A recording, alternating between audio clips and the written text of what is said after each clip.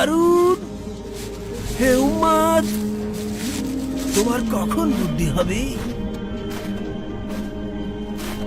পাগল আমি নাকি তুমি? হ্যাঁ, আমি তো নিজেকে বুদ্ধিমান বলে মনে করি।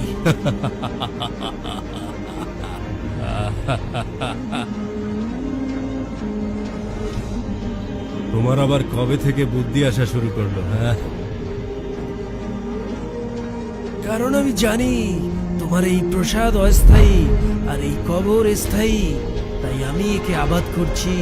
কিন্তু তুমি তোমার প্রসাদকে আবাদ করে এই কবর স্থানকে আবাদ করছো না। তাই তুমি আবাদী স্থান হতে অনাবাদী স্থানে যেতে চাইছো না, অথচ তুমি জানো সেই স্থানে তোমাকে যেতেই হবে।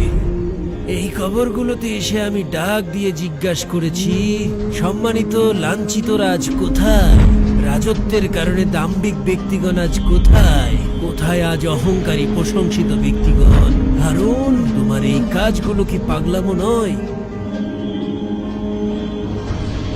ওয়াল্লাহি তুমি সত্য বলেছ। আমাকে আরো নসিহত করো। আল্লাহর কিতাবকে আঁকড়ে ধরো, সেটাই যথেষ্ট।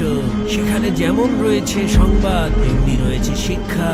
তোমার কোনো প্রয়োজন থাকলে বলো, আমি পূরণ করে দেব। হ্যাঁ, 3টি প্রয়োজন যদি পূরণ করে দিতে পারো ধন্যবাদ পাওয়ার উপযুক্ত হবে। বলো তাহলে। আমার বয়স বাড়িয়ে দাও।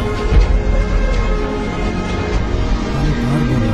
মালাকাল মউত থেকে আমাকে রক্ষা করো। আমার সে সামর্থ্য নেই। আমাকে জান্নাতে প্রবেশ করাও, জাহান্নাম থেকে বাঁচাও। আমার সে শক্তি নেই।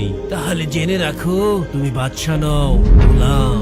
আর কোনো গোলামের নিকট আমার কোনো প্রয়োজন নেই।